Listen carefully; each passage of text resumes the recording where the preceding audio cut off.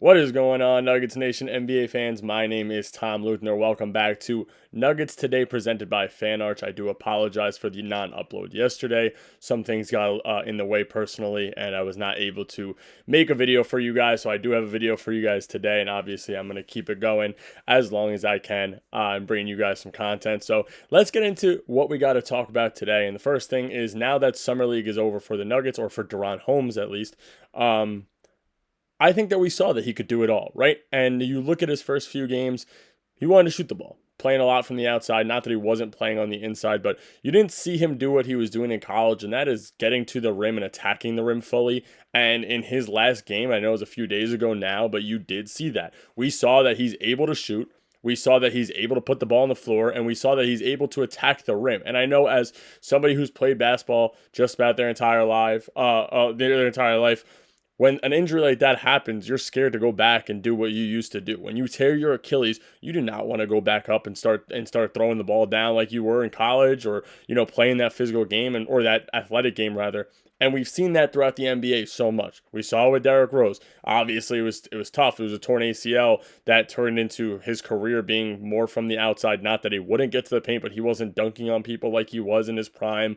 So we've seen it. We've seen that before. That's the thing. Gordon Hayward, same way. Gordon Hayward is an all-star caliber player, snaps his leg, and then doesn't. Not that he doesn't know how to play basketball again, but he comes back and he's not even close to the level he once was. So it was nice to see that Holmes is back and Holmes was playing the basketball that he likes to play and that he was athletic. He looked a lot more comfortable at the 5 than he did at the 4. And I know that Terrell Harrison is not Nikola Jokic. He's nowhere even close. He's not even in the same ballpark. So maybe that's going to be different throughout the season. Maybe with Val there, it's going to be different as well, because Val is a decent facilitator. But Holmes looked good. I mean, he was grabbing rebounds, playing defense, finishing at the rim, able to shoot the ball. I liked what I saw from Holmes personally, and I think that he's probably going to crack a little bit of the rotation this year, at least, maybe at the 8-minute range, and hopefully throughout the middle to the end of the season we'll see that be more of a 15 to a 20-minute range, because I think he is a very good player with a lot of potential and can help out this current Nuggets team. Now, the next topic I want to hop into is the fact that there have been more pickups in the West. Marcus Smart officially went to the Lakers, which means that Denver needs to probably make another move right now. So I know that, Wallace and Tenzer have talked about it, and, they're going to keep. I know that actually my last episode I covered that Wallace said they're set with the guys they have right now, but the phone is going to continue to work, and they're going to see if there's some point guards available that they can go ahead and address. So it's interesting. I actually went on X and I was looking at CT. If you don't know who he is, he covers the Nuggets. And he, it's like, again, like I said, his take was that the Nuggets have added more players who can operate with the ball, but I still think they should sign another point guard. Bruce missed half the season last season, and the league has changed since he played a point guard in Denver. Pickett did not play in the playoffs. Is the plan to get Julian more on ball off the bench, which I think is, maybe a good point. Like I said, the video I saw of Julian working out, it seemed that he was attacking the rim more and he was playing more with the ball in his hands, dribbling, getting to the rim, attacking.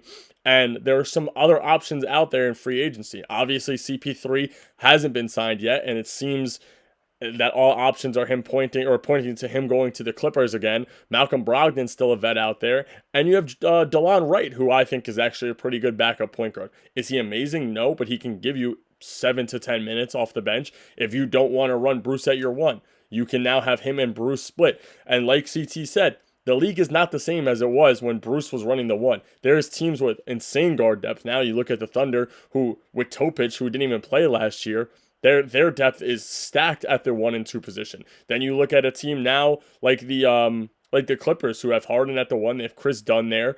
So I think that Denver needs to bring up a backup, and if they go ahead and get CP3, the Clippers, now they got 3 point guards. So not to say that Bruce isn't the guy that isn't a good, obviously a good backup point guard. I think Denver should look at potentially attempting to grab another point guard if they can, whether that be via trade or via free agency. I think that Wallace and Tenzer have done a phenomenal job, and I give them all the credit in the world to do what they have done, but maybe go ahead and target one more backup point guard who can give you a little bit of the minutes and at least split that workload with Bruce at the 1, and maybe have Bruce play the backup 1, backup 2, so that he could stay on the court. Now, talking about Pickett, who's the backup point guard right now, Denver has some other guys who were looking to find roster spots, and now they have one available two-way left. Tamar Bates is obviously on the two-way. Spencer Jones is on the two-way as well, and I think that if you ask me, Spencer Jones has looked like he deserves a roster spot more than Hunter Tyson did in the Summer League. I like his game. I know his jump shot's a little broke. And he's not the greatest offensive player, but his defensive playing is I think he's a great defensive player, at least. Guard, it looks like he guard 1 through 4. And he's actually not a bad offensive player. He was attacking the rim. He was hitting some shots here and there. Obviously, that has to be more consistent, but I do like what he brings to the table more than I like what Hunter Tyson brings to the table. And that's me personally talking about it. So I think it's interesting, though. I think there's going to be a few guys who make the case for who should get that last spot. I don't think Terrell Harrison is close to that conversation. I think he was terrible. EJ Liddell sat the last game, so it may look like it's going to be him. But I think that Donovan Williams made a little bit of a case. But I also think that Curtis Jones made his case. Now, I was tough on Curtis Jones his first game. I didn't think that he was ready to play in the NBA, but he's definitely proved it. And he was somebody I was excited to watch. And I think that if Denver's going to offer it to one player, it's either him or Liddell. I know people were saying Reese Beekman, but I don't think Beekman played as well as these two guys. And I do get nervous because if you look at realistically what Denver has done letting go of Trey Alexander last year, and he's had his good, at least he had one great Summer League game.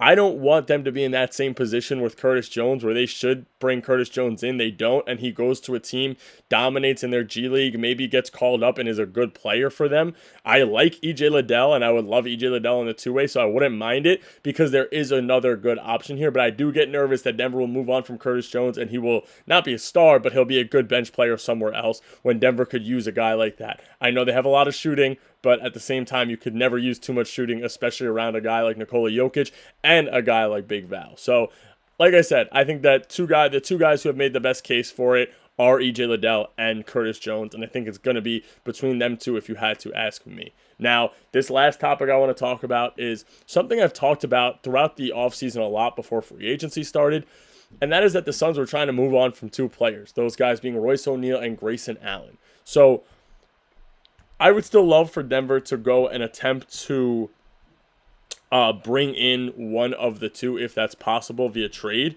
And I was actually on Fanspo and I was putting, a few trades together. And I know that the Nuggets upgraded their bench, and I know that the Suns are looking to get younger. And I built a little bit of a trade, and it's a pretty good trade-off for them. And it's a very simple trade, realistically. I know Denver would probably have to throw in picks, but if it were a 1-for-1, Denver would have the potential to bring in Royce O'Neal's $10 million on his contract, and they'd be able to dump two players that are both younger. And, I mean, realistically, the Suns could use them because they're younger, and I think they want to build a younger core right now. And that is for Denver to bring in Royce O'Neal and Denver to give up an $8 million contract in Zeke Naji and a $2 million contract in Hunter Tyson for a $10 million contract in Royce O'Neal.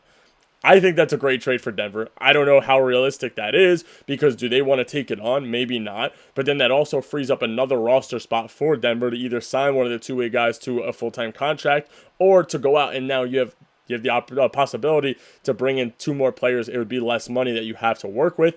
But like I said, you get to move on from Tyson, who I don't think is going to do anything. He may not touch the court. And you get to move on from Zeke Naji's bad contract. Now, Tyson has 2 more years on his deal. Naji has 3 more. Royce O'Neal also has 3 more, so you have to deal with Royce O'Neal for 3 years. But I do think that he would play a better role for Denver in that specific if that specific opportunity was given to him. So, like I said, that's just me personally. Something I would look into or attempt to take because now you have the cap to even bring on Royce O'Neal and just dump Naji. But I think it might be a little more enticing to throw in Hunter Tyson for the Phoenix Suns. Anyway, that's all I got for you guys today, Nuggets Nation. Thank you guys for checking it out. If you want me to cover anything or you have any questions for me to get back to that question topic, please go ahead and throw those in the comments. Hit that subscribe button if you haven't yet. Hit that like button. I will catch you guys next episode.